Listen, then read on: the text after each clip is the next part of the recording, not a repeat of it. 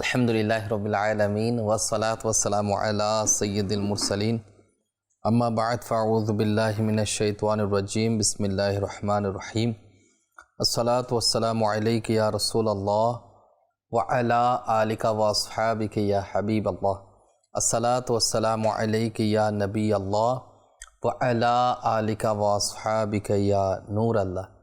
প্রিয় ইসলামী ভাইরা, মাদানী চ্যানেলের দর্শক শ্রোতা, আপনাদেরকে আরও একবার স্বাগত জানাচ্ছি মাদানী চ্যানেলের ধারাবাহিক অনুষ্ঠান অনন্য ব্যক্তিত্ব। এই অনুষ্ঠানের মাধ্যমে আমরা ওই সমস্ত আল্লাহওয়ালাদের ব্যাপারে শুনি যাদের মাধ্যমে আলহামদুলিল্লাহ আজ্জাওয়াজাল আমাদের জীবনের শিকার অনেক কিছু রয়েছে এবং ইনাদের জীবনকে কিভাবে প্রস্ফুটিত করেছেন। আল্লাহ পাক আমাদের সবাইকে বুঝার, আমল করার সে তৌফিক দান করুন ইনশাআল্লাহ তাআলা। আজকেও এমন কিছু আল্লাহওয়ালাদের ব্যাপারে শুনবো, এমন কিছু ঘটনা শুনব যেটার মাধ্যমে ইনশাআল্লাহ আমাদের সুন্দর জীবনটা সুন্দর এবং সাফল্যমণ্ডিত হয় ইনশাআল্লাহ তাআলা। শুরুতে দরুদে পাকের ফজিলত আমরা শ্রবণ করি।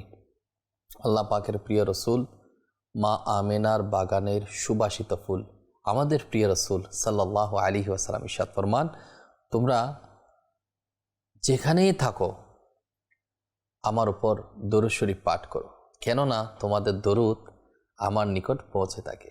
একবার মোহাব্বত নিয়ে দরুদ শরীফ পাঠ করি। সাল্লু আলাল হাবিব সাল্লাল্লাহু তাআলা আলা মুহাম্মদ সাল্লাল্লাহু তাআলা আলাইহি ওয়াসাল্লাম। প্রিয় ইসলামী ভাইরা, মাদানী চ্যানেলের দর্শক শ্রোতা, আল্লাহ পাক সবাইকে কবুল করুক, আমাদেরকে সহনশীল আত্মমর্যাদা সম্পন্ন ওয়ালা হিসেবে কবুল করুক, যার মধ্যে আত্মসম্মানবোধ নেই, আত্মমর্যাদা নেই। সে কিভাবে সমাজের মধ্যে নিজেকে ফুটিয়ে তুলবে? কারণ নিজেকে যদি ফুটিয়ে তুলতে হয়, নিজের ব্যক্তিত্বকে, আত্মমর্যাদাকে ফোকাস করতে হবে। তো কিছু আল্লাহওয়ালা রয়েছে যাদের জীবনী যদি আমরা অধ্যয়ন করি, এমন কিছু ব্যক্তিবর্গ রয়েছে যাদের জীবনে যদি আমরা দেখি, তো ইনশাআল্লাহ তাআলা আমাদের দুনিয়া এবং আখিরাতের মধ্যে সফল হওয়ার জন্য তাদের জীবনী থেকে কিছু দিক নির্দেশনা আমরা অবশ্যই পেয়ে যাব। আজকে আমরা শুনব আত্মমর্যাদাশীল স্বামী সম্পর্কে। দেখবেন, যখন মানুষ বিয়ে করে তখন সে আর একাকিত্বে থাকে না, তার একজন সঙ্গী হয়। পারস্পরিক বিবাহ বন্ধনে আবদ্ধ হওয়ার পর কেউ বউ হয় আর ছেলে মানুষ স্বামী হয়। স্বামী হিসেবে একজন স্বামী আত্মমর্যাদাশীল কেমন হওয়া উচিত, কেমনটা হওয়া দরকার, অনেকে কিন্তু সেই বিষয়ে এত বেশি গুরুত্ব নাই বললে চলে। আল্লাহ পাক আমাদেরকে বোঝার তৌফিক দান করুক। প্রথমে আমাদের দেখতে হবে রসুল করিম রফুর রাহিম সাল্লাল্লাহু তাআলা আলাইহি ওয়াসাল্লাম, ইনি সমস্ত নবীদের সর্দার, আম্বিয়া কেরামের সর্দার। আবার দেখবেন তিনি একজন আদর্শ স্বামীও ছিলেন। হুজুর পাক সাল্লাল্লাহু আলাইহি ওয়াসাল্লামের যে বিবি ছিল, যারা উম্মাহাতুল মুমিনিন, মুমিনদের যারা আম্মা জান, হযরত আয়েশা সিদ্দিকা রাদিয়াল্লাহু তাআলা আনহা, তারপর হযরত খাদিজাতুল কুবরা রাদিয়াল্লাহু তাআলা আনহা সহ অন্যান্য উম্মাহাতুল মুমিনিনগণ, তো ইনাদের তো স্বামী নবী করিম সাল্লাল্লাহু আলাইহি ওয়াসাল্লাম ছিলেন। তো একজন আদর্শ স্বামী হিসেবে তাদেরকে ভালোবাসা, তাদের প্রতিটা আচরণ এর ক্ষেত্রে ধৈর্য এবং দায়িত্বশীলতার জায়গা থেকে রাসূল পাক সাল্লাল্লাহু আলাইহি ওয়াসাল্লাম কীভাবে জিনিসটা পারিবারিক জীবনটা সুন্দরভাবে প্রস্ফুটিত করেছেন, কীভাবে সুন্দর সমৃদ্ধ করেছেন, সেটা আমাদের দেখতে হবে। তিনি শুধু ধর্মীয় বিষয় নয়, বরং একজন স্বামী হিসেবে, একজন ঘরের গৃহস্থ হিসেবে সকল ক্ষেত্রে সুন্দর আদর্শ স্থাপন করেছেন।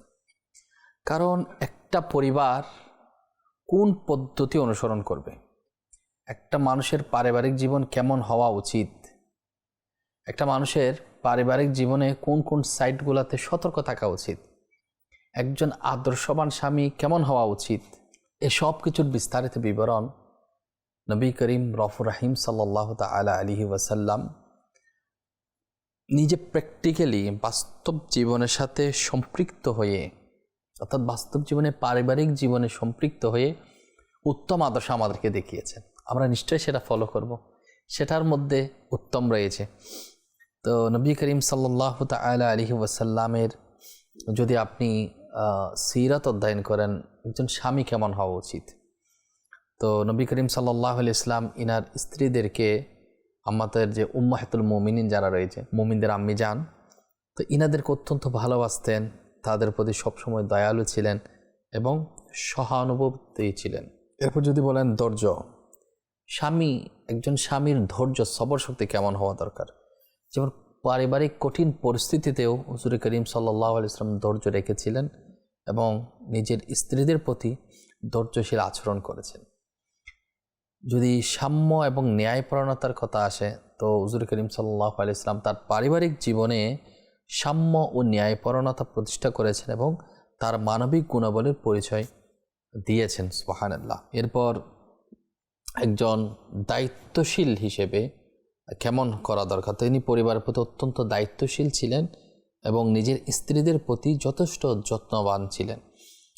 এবং নবী করিম সাল্লাল্লাহু আলাইহি ওয়াসাল্লাম ছিলেন উদার মনের, তার স্ত্রীদের প্রতি সর্বদা উদার দেখাতেন, এবং যা একটি সুখী দাম্পত্য জীবনের জন্য খুবই জরুরি। এবং এটাও আপনাকে খেয়াল করতে হবে, নবী করিম সাল্লাল্লাহু তাআলা আলাইহি ওয়াসাল্লাম ঘরের ও সমস্ত কার্যক্রমের মধ্যে অংশগ্রহণ করতেন যেগুলো সাধারণ নর্মালি কাজ, যেমন বাজার করা, ঘরকে পরিষ্কার রাখা, রান্না করতেও তিনি অনেক সময় নবী করিম সাল্লাল্লাহু আলাইহি ওয়াসাল্লাম স্ত্রীদের সাহায্য করতেন, অর্থাৎ অংশ নিতেন, এবং তার নম্রতা এবং সাম্যের পরিচয় তিনি দিয়েছেন। এবং এই জায়গা থেকে দেখবেন আজকে বর্তমান সময়ে দেখবেন বর্তমান যারা স্বামী রয়েছে তাদের অবস্থা কি রয়েছে। একটা জিনিস খেয়াল করবেন, পরিবার একটা হচ্ছে একটা পারিবারিক বন্ধন, একে অপরের উপর নির্ভরশীল। কেউ কাউকে ছোট করা কিংবা কাউকে হেয় করা, এটা পরিবারের মধ্যে একটা পারিবারিক শিক্ষা হতে পারে না। বরঞ্চ প্রতিটা ক্ষেত্রে খেয়াল রাখতে হবে, পরিবারের প্রতিটা মানুষের প্রতি যত্নশীল হতে হবে এবং একজন স্বামী হিসেবে তার স্ত্রীর প্রতি খেয়াল রাখতে হবে। অনেক সময় দেখা যায় আমাদের যে ট্রেডিশন, আমাদের যে অবস্থান, সেখান থেকে দেখবেন আপনি একজন স্ত্রীকে তার প্রতিটা কাজের মধ্যে দেখবেন পরিবারের যে সন্তানের খেয়াল রাখা, স্বামীর খেয়াল রাখা, শ্বশুর শাশুড়ির খেয়াল রাখা, পরিবারের অন্যান্য কাজগুলো মেনটেন করা, সব কিছুর প্রতি তার খেয়াল রাখা।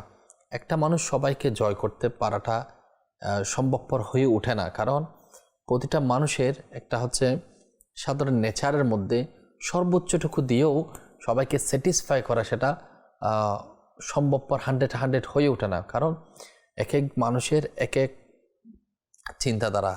তো এর মধ্য থেকেও সর্বোচ্চটুকু দেওয়ার পরেও দেখবেন কিছু থেকেই যায়।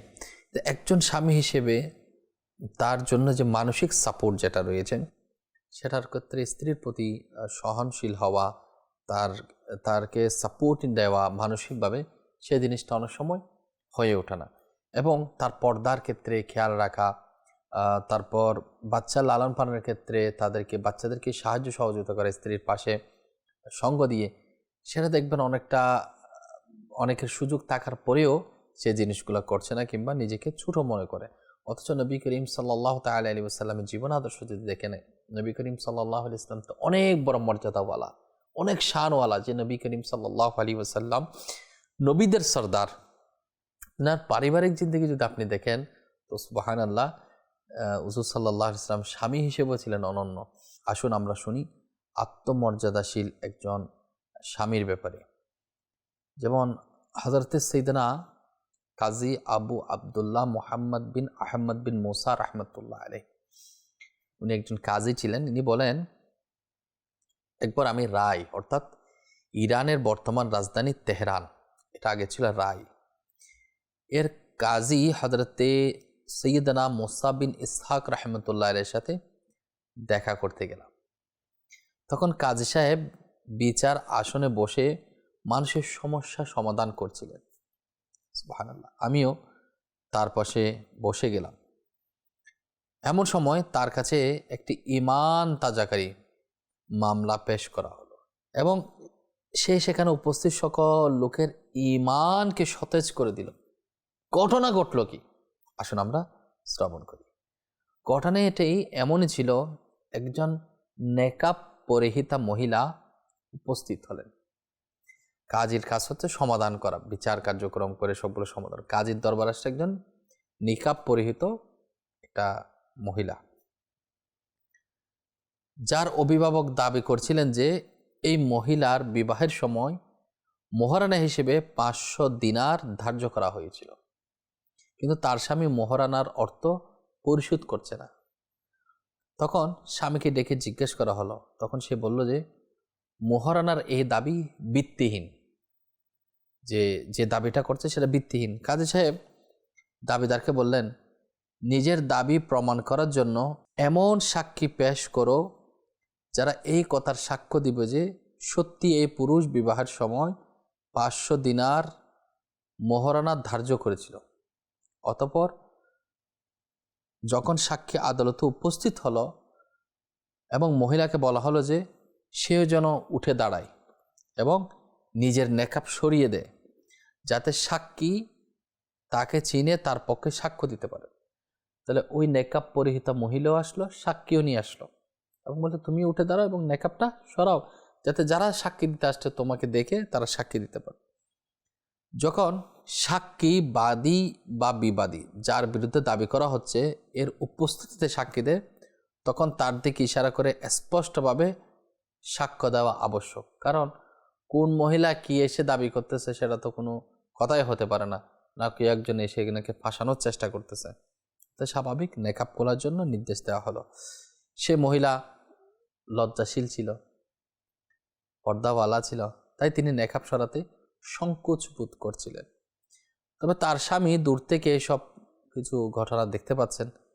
তখন জিজ্ঞাসা করলো এই লোকগুলো কি করছে। তাকে জানানো হলো এরা হচ্ছে সাক্ষী, যারা দেখতে চায় যে এই নেকাবের আড়ালে সত্যি এটা তোমার স্ত্রী কিনা, যাতে চিনে তার পক্ষে সাক্ষ্য দিতে পারে।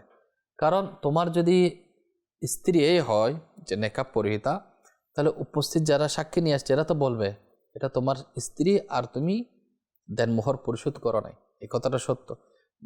না দেখে কিভাবে ওইসব মহিলা সাক্ষ্য দিবে। আচ্ছা, এই কথা শুনে ওই আত্মমর্যাদাশীল স্বামী, যার মধ্যে আত্মমর্যাদা বলে না, বিবেকবোধ সম্পন্ন আত্মমর্যাদা আছে, তো চিৎকার দিয়ে বলে উঠলেন, কি কথা, তাদের থামিয়ে দিন। আমি কাজী সাহেবের সামনে স্বীকার করছি যে আমার স্ত্রীর উপর যে দাবি করছে তা আমার উপর আবশ্যক। আমি 500 দিনার পরিশোধ করতে প্রস্তুত। আল্লাহর ওয়াস্তে আমার স্ত্রীর চেহারা যেন কোনো পর পুরুষের সামনে প্রকাশ করা না হয়। অতঃপর সাক্ষী থামিয়ে দেওয়া হলো এবং ওই মহিলাকে ফেরত পাঠিয়ে দেওয়া হলো। যখন তাকে জানানো হলো যে তার স্বামী মোহরানা পরিশোধের কথা স্বীকার করে নিয়েছে, তখন সে অত্যন্ত অবাক হল। আমার স্বামী তো মোহরানা আদায় করছে না, বিদায় আমার এখানে আসা হলো, আর তো স্বীকার করে নিল, এখনো তো সাক্ষী দেয় নাই। অতঃপর সে এই বিষয়টি জানতে পারলো যে তার স্বামী এতই আত্মমর্যাদাশীল যে সে শুধুমাত্র তার স্ত্রীর লজ্জার মান রাখতে গিয়ে এবং তার বেপর্দা হয়ে যাবার ভয়ের মোহরানা পরিশোধের স্বীকারোক্তি করেছে। তখন স্বামীর আত্মমর্যাদাবোধ তার অন্তরে এমনভাবে প্রভাব ফেলল যে তার অন্তরের দুনিয়ায় বদলে গেল। সে এভাবে বলে উঠল, আপনারা সবাই সাক্ষী থাকুন, আমি আমার মোহরানা মাফ করে দিলাম, আমি আমার মোহরানা ক্ষমা করে দিলাম। আমি দুনিয়াতেও এ দাবি করব না, আখিরাতেও করব না। এই মোহরানা আমার আত্মমর্যাদাশীল স্বামীর জন্য মোবারক হোক। উয়ুনুল হিকায়াতের মধ্যে এই ঘটনাটা রয়েছে। দেখুন প্রিয় ইসলামী ভাইরা, মাদানী চ্যানেলের দর্শক শ্রোতা, এই যে আত্মমর্যাদা, এটা অনেক বড় দামি সম্পদ এবং একজন আত্মমর্যাদাশীল স্বামীর কত বড় নিয়ামত একজন স্ত্রীর জন্য, সেটাও দেখতে পেলেন যে আদালতে নিজের স্ত্রীর চেহারা যাতে কেউ দেখতে না হয়, তো সে আগে স্বীকার করে নিচ্ছে যে আমার উপর যে পাওনা সেটা আবশ্যক, আমি ইনশাল্লাহ সেটা পরিশোধ করব। এখন লজ্জা শরমের যে অবস্থা, যে ওই মহিলারও জ্ঞান খুলে গেল, যে পরিশোধই করে নাই, যার জন্য আমি এত দূর পর্যন্ত আসলাম, সে কীভাবে স্বীকারোক্তি দিল, যার মধ্যে নিজের স্ত্রীর ব্যাপারে আত্মসম্মান বোধটা এত বেশি, তো আমি তার মহারানাই ক্ষমা করে দিলাম। প্রিয় ইসলামীরা, মাদানী চ্যানেলের দর্শক শ্রোতা, এতে কয়েকটা বিষয় আমরা লক্ষণীয় আমরা জানতে পারি যে আল্লাহ তাআলা একজন কাউকে নেককার স্ত্রী দেওয়া এটাও নিয়ামত, একজন স্ত্রীর জন্য একজন আল্লাহওয়ালা স্বামী পাওয়া এটাও অনেক বড় নিয়ামত। কিন্তু আজকে মানুষ থেকে এই যে লজ্জার যে বিষয়টা রয়েছে সেটা চলে গেছে বললেই চলে। মানুষ কেমন জানি আজকাল গুনাহের রোগে আবদ্ধ হয়ে গিয়েছে। জাস্ট ফেসবুক বলেন, ইউটিউব বলেন, যারা ব্লগার কপাল ব্লগ বানাচ্ছে, স্বামী স্ত্রী নিজের স্ত্রীকে দেখিয়ে দেখিয়ে ইনকাম করছে, কিংবা ওই স্ত্রী নিজের স্বামীকে প্রদর্শন করে, একে অপরকে প্রদর্শন করে ভিডিও ক্যামেরার সামনে বিভিন্ন ব্লগ বানাচ্ছে। এখানে কি হচ্ছে, একটা পরিবারের ব্যক্তিগত বিষয়গুলো মানুষকে আউট করছে। কোথায় ঘুরতে যাওয়া, কোথায় খাইতে বসা, পারিবারিক সম্পর্কের বিষয়গুলো জনসম্মুখে উপস্থাপন করছে। আচ্ছা, ধর্মীয় দৃষ্টিকোণে সেটা তো অবশ্যই গুনাহ হচ্ছে, অনেকে সেটা জানে, কিন্তু একটা কি খেয়াল করেছেন, একটা আত্মমর্যাদাশীল একজন বিবেকবান আত্মমর্যাদাওয়ালা, শুধু বিবেক থাকলে হবে না, আত্মমর্যাদাশীল হতে হবে একজন স্বামী তার স্ত্রীকে দিয়ে কিভাবে মানুষের সামনে প্রদর্শন করতে পারে। যেখানে নিজে স্বীকারোক্তি দিলে নিজেকে ছোট হতে হবে যে আমি মোহরণ আদায় করিনি, এখন মোহরণ আমার আদায় করতে হবে, 500 দিনার পাওনা আছে, স্বীকারোক্তি দিয়ে দিলে। সাক্ষী উপস্থিত, সাক্ষী এখনো সাক্ষী দেয় নাই, এই মহিলা এখনো নেকাব করলে নাই, নেকাব খোলার আগে সাক্ষী, অর্থাৎ এটার সম্মানের মধ্যে লাগতেছে তার, এবং সে নিজের স্ত্রীকে নেকাব খোলার আগে সে স্বীকারোক্তি দিয়ে সে স্বীকার করে নিচ্ছে, এবং সে রেজাল্টও পেয়েছে। স্ত্রী বলছে আমার স্বামীর এটা আত্মমর্যাদা রয়েছে, সম্মানবোধ রয়েছে আমার ব্যাপারে, আমি মোহরানায় মাফ করে দিলাম।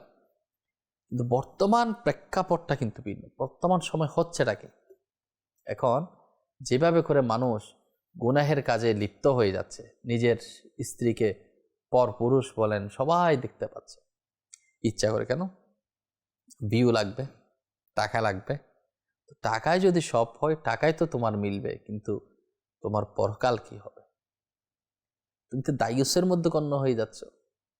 একজন স্বামী তার স্ত্রীকে পরপুরুষের সাথে মেলামেশার ক্ষেত্রে, পরপুরুষের সাথে বেপরদা চলাফেরার ক্ষেত্রে যদি সাবধান না করে, যদি বাধা না দেয়, তো হাদিসে পাকের আলোকে, ইসলামের আলো দৃষ্টিকোণ থেকে সে হয়ে যায় দায়ুস।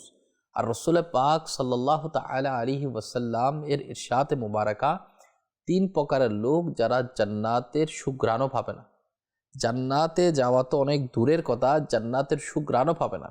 এর মধ্যে হচ্ছে ওই সমস্ত লোক যারা নিজের স্ত্রীকে পরপুরুষের সাথে মেলামেশার ক্ষেত্রে সাবধান করে, তাদেরকে হাদিসে পাকের আলোকে দায়ুস বলা হয়েছে। আর দায়ুস কখনোই জান্নাতে সুঘ্রাণও পাবে না। এখন কেউ নিজের বোনকে, বেটিকে, বউকে পরপুরুষের সাথে বেপরদার সাথে চলাফেরা করার ক্ষেত্রে বাধা না দেওয়ার কারণে দায়ুস হয়ে যাচ্ছে না? তো একজন আত্মমর্যাদাশীল স্বামী সে কখনো নিজের বউকে, নিজের স্ত্রীকে পরপুরুষের সাথে অবাধ মেলামেশা, ঘুরতে নিয়ে যাওয়া, চলাফেরা, হেসে হেসে কথাবার্তা বলা, বেপরদার সাথে উন্মুক্ত, অর্থাৎ কোনো সংকোচবোধ না থাকা, এটা ইসলামী দৃষ্টিকোণে একজন বিবেকবান আত্মমর্যাদাশীল ব্যক্তির কখনো সুন্দর চরিত্র হতে পারে না। সেজন্য আমাদের উচিত আত্মমর্যাদা নিজের মধ্যে রক্ষা করা। একজন স্বামী হিসেবে স্বামীর আত্মমর্যাদা নিশ্চয় তার স্ত্রীর ব্যাপারে খেয়াল রাখবে। আল্লাহ পাক আমাদেরকে দয়া করুক, আল্লাহ পাক আমাদেরকে মেহেরবানি করুক, যে আমাদের মধ্যে যাতে আত্মমর্যাদাটা চলে আসে।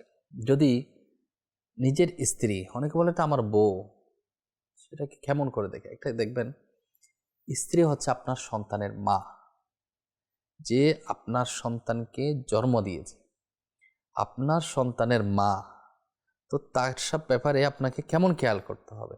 আচ্ছা, খেয়াল করা মানে এমনই না যে অনেক মহিলা আছে যে আমাকে ঘুরতে নিয়ে যাও, বেপরদার সাথে চলতে চাই, তার মন মোতাবেক আপনি তারকে খুশি করবেন তা না।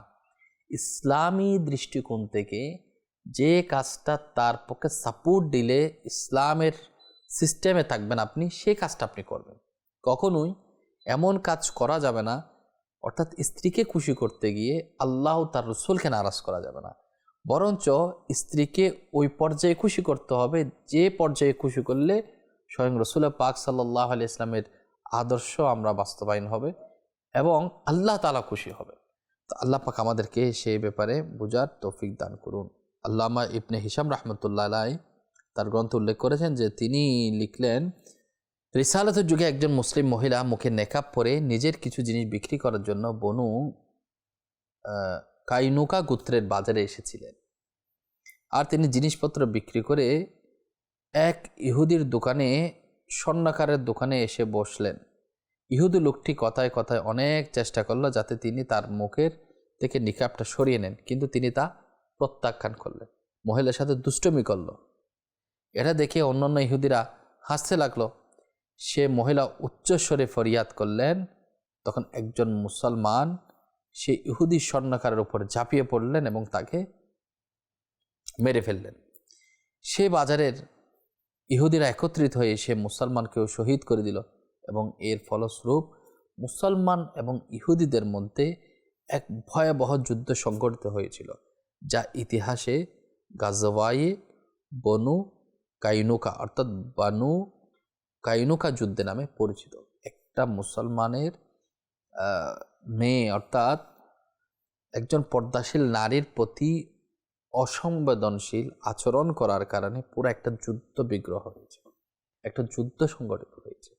আল্লাহ পাক আমাদেরকে বোঝার তৌফিক দান করুক, আল্লাহ পাক আমাদেরকে দয়া করুক, আমরাও যাতে আত্মমর্যাদাশীল হতে পারি। যাদেরকে আল্লাহ তাআলা তৌফিক দিয়েছেন, বিবাহ করেছেন, তো স্টাডি করতে হবে যে আমি আমার পরিবারের কার ব্যাপারে কেমন ডিসিশন নিব, আমি কার ব্যাপারে কেমনটা আমার হওয়া উচিত, এগুলা বোঝা দরকার। হযরতে সাইয়েদনা আবু সাইব রাহমাতুল্লাহ আলাইহি বলেন যে একদিন আমি হযরতে সাইয়েদনা আবু সাইদ কুদরি রাদিয়াল্লাহু তাআলা আনহুর বাড়িতে তার সাথে দেখা করতে গেলাম এবং দেখলাম যে তিনি নামাজে মশগুল। আমি তার নামাজ শেষ হওয়া পর্যন্ত অপেক্ষা করতে লাগলাম। হঠাৎ আমি ঘরের এক কোণায় রাখা কাঠের স্তূপ থেকে কোনো কিছু নড়াচড়া শব্দ পেলাম। মনোযোগ দিয়ে বুঝতে পারলাম যে এটা একটা সাপ। আমি তখন ওটাকে মারার জন্য এগোতে গেলাম। তখন হযরতে আবু সাইদ কুদরি রাদিয়াল্লাহু তাআলা আনহু আমাকে বসে থাকার ইশারা করলেন। তাই আমি বসে পড়লাম। যখন তিনি নামাজ শেষ করলেন তখন একটি ঘরের দিকে ইশারা করে জিজ্ঞেস করলেন, তুমি কি এই ঘরটি দেখতে পাচ্ছ? আমি বললাম, জি হ্যাঁ। তখন তিনি বলতে লাগলেন, এই ঘরে প্রিয় নবী রাসূল করিম সাল্লাল্লাহু আলাইহি ওয়াসাল্লামের একজন যুবক সাহাবী রাদিয়াল্লাহু তাআলা আনহু থাকতেন, যার নতুন নতুন বিবাহ হয়েছিল। খন্দকের যুদ্ধের সময় আমরা সবাই রাসূল করিম সাল্লাল্লাহু আলাইহি ওয়াসাল্লামের সাথে খন্দকের দিকে চলে যেতাম। আর দুপুরে সেই সাহাবী রাদিয়াল্লাহু তাআলা আনহু অনুমতি নিয়ে বাড়ি আসতেন। একদিন সে অনুমতি চাইল। নবী করিম সাল্লাল্লাহু আলাইহি ওয়াসাল্লাম ইরশাদ করলেন, অস্ত্র সাথে নিয়ে যাও, কারণ আমার তোমার উপর ইহুদিদের বনু কুরাইজা গোত্রের অর্থাৎ যারা ধোঁকা দিয়ে মুশরিকদের পক্ষে নিয়েছিল আক্রমণের ভয় হচ্ছে। যখন সে সাহাবী নিজের বাড়িতে এলেন তখন দেখলেন যে তার নববধূ ঘরের দরজায় দুই কপাটের মাঝে দাঁড়িয়ে আছেন। এটা দেখে তার আত্মমর্যাদার আগুন জ্বলে উঠল এবং তিনি বর্ষা উছিয়ে নিজের নববধূর দিকে এগিয়ে গেলেন। তিনি ঘাবড়ে গিয়ে পেছনে সরে গেলেন এবং চিৎকার করলেন, হে আমার স্বামী, আমাকে মারবেন না, আমি নির্দোষ। একটু ঘরের ভিতর গিয়ে দেখুন কোন জিনিস আমাকে ঘরে বের করে দিয়েছেন। অতঃপর সাহাবী রাদিয়াল্লাহু তাআলা ভিতরে গেলেন, গিয়ে দেখেন ভয়ঙ্কর একটি বিষধর সাপ কুণ্ডলী পাকিয়ে বিছানায় বসে আছে। এবার মারতে গিয়ে তাকে আঘাত করলো এবং সাপটি চটপট করতে দংশন করলো, যার ফলে ওই আত্মমর্যাদাশীল সাহাবী রাদিয়াল্লাহু তাআলা আনহু এবং সাপের বিষের প্রভাবে শাহাদাতের পেয়ালা পান করলো। আল্লাহ পাকের রহমত তার উপর বর্ষিত হোক এবং তার উসিলায় আমাদের ক্ষমা হোক। প্রিয় ইসলামেরা, মাদানী চ্যানেলের দর্শক শ্রোতা, ইসলাম অনেক বড় নিয়ামত। নিজের স্ত্রীকে দরজার চৌকাঠে দেখে ওই সাহাবী রাদিয়াল্লাহু তাআলা আনহু কেমন না অস্থির হয়ে গিয়েছিল। এবং ওই মহিলা বলল, আমি তো বাইরের নিচ থেকে আসছি না, বরঞ্চ কোন জিনিসটা আমাকে এখানে আসতে বাধ্য করেছে। উনি সাপ মারতে গিয়ে নিজে শহীদ হলেন, এটা অন্য সাবজেক্ট, কিন্তু নিজের স্ত্রীকে অর্থাৎ ঘর থেকে দরজার সামনে আসতে দেখে ইনার অবস্থাটা, ভিতরের অবস্থাটা কি, ভিতরে কি কাজ করছিল, যে ঘরের মধ্যে থাকতে হবে যে স্ত্রী, সে বাইরে চলে আসতেছে। প্রিয় ইসলামের মাদানী চ্যানেলের দর্শক শ্রোতা, আজকাল লজ্জা আমাদের থেকে চলে যাচ্ছে, দিন দিন নগ্নতা বেড়ে যাচ্ছে। ইসলামের মধ্যে যে সুন্দর দিক নির্দেশনা রাসূল পাক সাল্লাল্লাহু আলাইহি ওয়াসাল্লাম দিয়েছেন, সে সমস্ত জ্ঞান কি আমরা নিচ্ছি কিনা, সাহাবায়ে কেরামের সিরত কি রয়েছে, তিনাদের জীবনী যদি আমরা অধ্যয়ন করি, তারা পর্দার মধ্যে নিজেকে, নিজের স্ত্রীদেরকে রাখার জন্য কত চেষ্টা করেছে।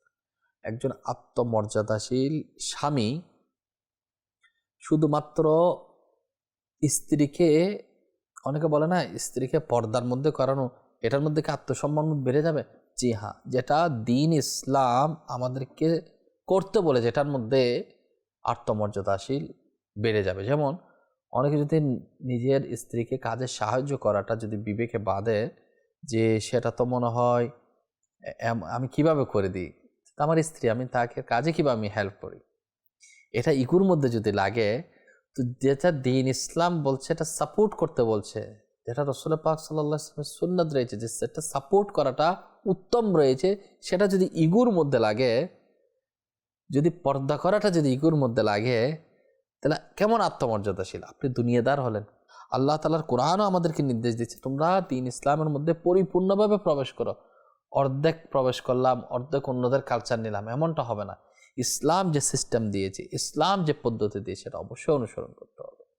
তো একজন আত্মমর্যাদাশীল স্বামী কখনো তার স্ত্রীর ব্যাপারে বেহায়াপনা, নির্লজ্জতা, যেটা সাপোর্ট করে না, এগুলো কখনোই করবে না। সে চাইবে তার স্ত্রী পরহেজগারিতা অবলম্বন করুক, সেজন্য নিজেও সে পরহেজগারিতা অবলম্বন করবে। সে নিজে আমলদার হবে এবং নিজের স্ত্রীকে আমলদার বানাবে। সে নিজে শরীয়তের মধ্যে চলবে, নিজের স্ত্রীকে শরীয়তের মধ্যে চলার জন্য নির্দেশ দিবে। সে নিজে তার সন্তান সন্ততির প্রতি যত্নশীল হবে এবং স্ত্রীকেও যত্নশীল হওয়ার জন্য নির্দেশ দিবে। সে নিজে নিজের সন্তানদের প্রতি খেয়াল রাখবে যে তারা যেন দিনদার হয়, এবং স্ত্রীকেও বলবে তারা দুনিয়াদার নয়, যাতে দিনদার হতে পারে সেই ব্যবস্থাটুকু করার জন্য। একজন আত্মমর্যাদাশীল স্বামীর বৈশিষ্ট্য হচ্ছে এগুলো, গুণাগুণ হচ্ছে এটা। এবং এই জন্য আপনাকে আমি বলবো যে সিরাতে মুস্তাফা একটা কিতাব রয়েছে দাওয়াত ইসলামীর মাকতাবাতুল মদিনা, যেটা প্রকাশ করেছে সিরাতে মুস্তাফা। সিরাতে মুস্তাফা যদি আপনি অধ্যয়ন করুন, তো সেখানে আপনি দেখতে পাবেন যে রাসূল করিম সাল্লাল্লাহু আলাইহি ওয়াসাল্লামের পারিবারিক জীবনটা কেমন। উম্মাহাতুল মুমিনিন, যারা মুমিনদের যারা মা ছিলেন, নবী করিম সাল্লাল্লাহু আলাইহি ওয়াসাল্লামের বিবিগণ, ইনাদের ব্যাপারে রাসূল পাক সাল্লাল্লাহু আলাইহি ওয়াসাল্লামের জীবন আদর্শটা, পারিবারিক জীবনের আদর্শটা কেমন ফুটে উঠেছিল, আপনি একটা স্টাডি করেন এবং নিজের বাস্তব জীবনে সেটা প্রতিপালন করার চেষ্টা করেন। ইনশাআল্লাহ ঘরের মধ্যে শান্তি বর্ষণ হবে। আল্লাহ পাকের সিস্টেম মোতাবেক চলার কারণে, আল্লাহ রসুলের দিনকে সুন্দরভাবে অনুসরণ করার কারণে আপনার আখিরাতের মধ্যে সেটার সুফল আপনি ভোগ করবেন। আল্লাহ আমাদের বোঝার তৌফিক দান করুন। সাল্লাল্লাহু আলাল হাবিব সাল্লাল্লাহু তাআলা আলা মুহাম্মদ। প্রিয় ইসলামেরা, মাদানী চ্যানেলের দর্শক শ্রোতা, তো আমি সংক্ষেপে আপনাদেরকে বোঝানোর চেষ্টা করেছি যে আত্মসম্মান বোধটা বাড়ানোর জন্য এখন মানুষ নিজের স্ত্রীকে এমন জায়গায় পৌঁছে দিচ্ছে চাকরি করার জন্য, যেটার মধ্যে পর্দার কোনো সুযোগ নেই। অনেকে দেখবেন বেপর্দা হিসেবে দোকানদারের মধ্যে বসায় দিচ্ছে, এমন কিছু কাজ যেটা শরীয়ত অনুমতি দিচ্ছে না, সেই কাজের মধ্যে লাগাই দিচ্ছে। কারণ টাকা দরকার, মানুষ টাকার জন্য, বর্তমান সময়টা টাকার লোভে মানুষ নিজের স্ত্রীকেও বলে না যে পণ্য হিসেবে ব্যবহার করতেছে, বিজ্ঞাপনের পণ্য হিসেবে ব্যবহার করতেছে। নাউযুবিল্লাহ। অথচ নারীর সম্মান ইসলাম দিয়েছে, দামি জিনিস মানুষ লুকিয়ে রাখে। একজন আত্মসম্মান বোধওয়ালা, আত্মমর্যাদাশীল স্বামী এর বৈশিষ্ট্য সব সময় আল্লাহ তার রাসূলের পক্ষে থাকবে, তার গাইডলাইনটা সুন্দর থাকবে। তো এই সংক্ষিপ্ত পরিসর অনুষ্ঠানের মাধ্যমে এই পরিপূর্ণটা বোঝানো কিন্তু সম্ভবপর নয়। এজন্য আপনাকে অধ্যয়ন করতে হবে, কিতাবে স্টাডি করতে হবে। পর্দা সম্পর্কিত প্রশ্ন উত্তর আমির আহলে সুন্নাতের লিখিত কিতাব, এটা আপনি অধ্যয়ন করুন। মাদানী মুজাকারা অনুষ্ঠান দেখতে পারেন এবং আপনি আপনার স্ত্রীকে দাওয়াত ইসলামীর যে ইসলামী বোনদের যে ইজিতেমা হয় সেখানে পাঠানোর চেষ্টা করুন। কারণ স্ত্রী যদি আল্লাহওয়ালা হয় তো সেটা আপনার জন্য অনেক বড় সাপোর্টের বিষয় হবে। আমরা যারা রয়েছে পুরুষ মানুষ, আমাদেরকেও আল্লাহ তাআলার রাহে সফর করতে হবে 3 দিনের জন্য, 12 দিনের জন্য। আল্লাহওয়ালাদের সঙ্গ অবলম্বন করতে হবে। দাওয়াত ইসলামী দ্বীনি পরিবেশের সাথে আপনি সম্পৃক্ত হন। ইনশাআল্লাহ যেগুলো আমাদের ঘাটতি রয়েছে আস্তে আস্তে পূর্ণ হয়ে যাবে ইনশাআল্লাহ তাআলা। তো অনন্য ব্যক্তিত্ব এই অনুষ্ঠানের মাধ্যমে আমরা আরও বিষয় টপিক নিয়ে সুন্দর আচরণ নিয়ে ইনশাআল্লাহ তাআলা সামনে আপনাদের সম্মুখে উপস্থিত হব। আগামী পর্ব আবার দেখার আমন্ত্রণ জানিয়ে আমি আজকে এতটুকু শেষ করছি। আপনারা অবশ্যই ভালো থাকবেন এবং অনুষ্ঠানটি অবশ্যই দেখবেন। আর যারা সোশ্যাল মিডিয়ার মাধ্যমে দেখছেন অবশ্যই আপনি একটু লাইক, শেয়ার, কমেন্টস করে ইনশাআল্লাহ অপরকে দেখার জন্য সুযোগ করে দিবেন। সাল্লু আলাল হাবিব সাল্লাল্লাহু তাআলা আলা মুহাম্মদ।